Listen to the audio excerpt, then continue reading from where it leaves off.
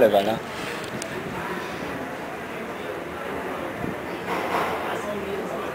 Kalevala. E Kalevala tem uma coisa tipo haiku, tipo um ritmo, um certo ritmo. Sei, é metrificado, né? São versos. Tem. Você sabe qual é o ritmo? Não. Eu não lembro agora, eu aprendi isso na escola. Você sabe como, em poesia na Finlândia, como é que se faz a contagem do metro? Você divide as sílabas igual no português? Ou você não sabe como é isso? Ah, como faz tipo ritmo de poesia? Isso. Tem sílabas, tem jeitos diferentes. Às vezes tem tipo o primeiro sílaba é mesmo, às vezes o último sílaba é mesmo. Depende, você pode trocar. Entendi. Porque aqui é assim, por exemplo, você tem um verso em português, né? Se você fosse contar aula de finlandês, para saber qual é a métrica, você vai dividindo as sílabas, né? Aula de finlandês. Aí são 6 sílabas. Então isso é 1 metro de 6, entendeu? Você sabe se na Finlândia... Não. Porque tem outras maneiras... Na Finlândia a gente mais pensa que tem primeiro é mesmo e o último é mesmo. Mas não conta nada, nem os acentos... Mas não conta, na Finlândia não existe acentos. Não, mas assim, o acento tônico existe, né? Ah, tônico sim. Então, sim. porque tem línguas que fazem isso, de repente o finlandês... Mas Finlândia é muito... Sei. Não tem muito acento. Entendi. E o Kalevala? Kalevala. Kalevala. É Kalevala. Kalevala. Então a sílaba tônica é o K.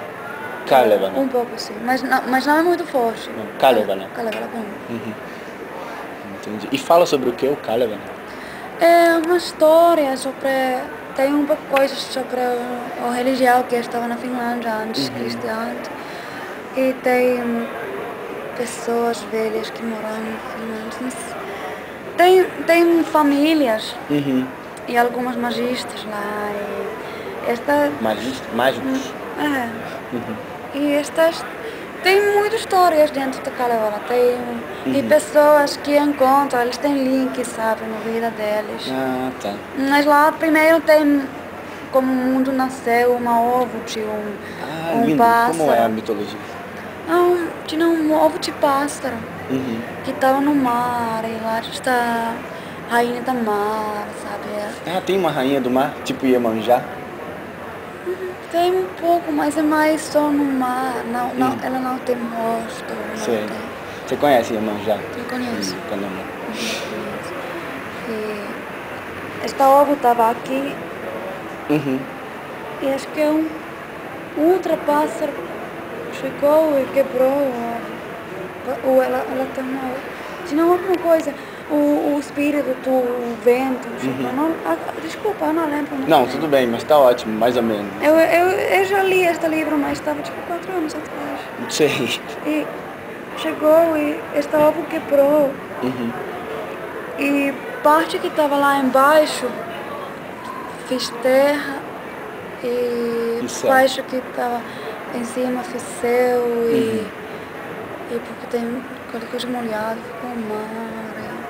Ah, tá. E a partir desse ovo que nasce E porque estava ovo que não estava branco, que tinha pontos, ficou as estrelas. Ah, lindo, lindo. E quem escreveu o Kalevala? Ninguém sabe. É anônimo. Tinha um homem tipo 200, 300 atrás. Acho que você pode olhar na internet mesmo. Porque tem muitas pinturas que contam a história, em verdade. Porque na Finlândia tinha uma época, 200 atrás, mais ou menos 150 anos atrás, um espírito nacional, porque a Finlândia ainda estava parte da Rússia. Ah, tá. E eles fizeram muitas pinturas sobre esta mitologia. Que conta esta mitologia e tinha também um homem que foi no leste da nossa Finlândia, porque essa história estava só contando, tipo, pessoas velhas estavam cantando. Estava cantos. Ele estava cantando estas histórias para outra pessoa. Ele foi lá e ele escreveu estas Ah, coisas. tá. Vem de tradição oral, então. Tradição oral até já foi escrito 200 ou 100 anos atrás. Então, não é, como é escrito, não é velha. É bem novo, foi mas... fixado é como a Ilíada, né? E a Odisseia, que vinha na tradição oral e foi fixado em texto depois.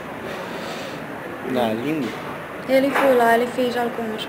Ele foi 2 vezes lá. Quem fez essas? Elias Lönnrot.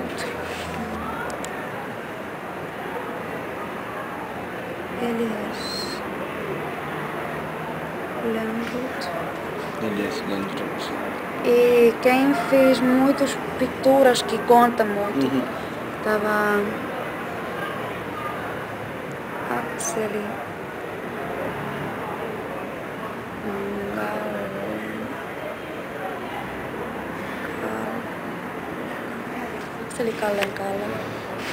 Axel Gallenkalla.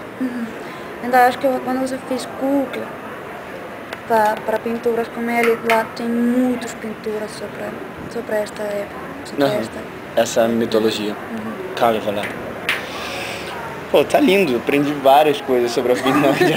Muito bom. Muito bom. Então, para finalizar a sua aula, eu vou te dar o seu Moitará, que é o número 116. Tá, obrigada. Vê se... Ótimo. Obrigada. Maravilha. Esta ideia é muito legal.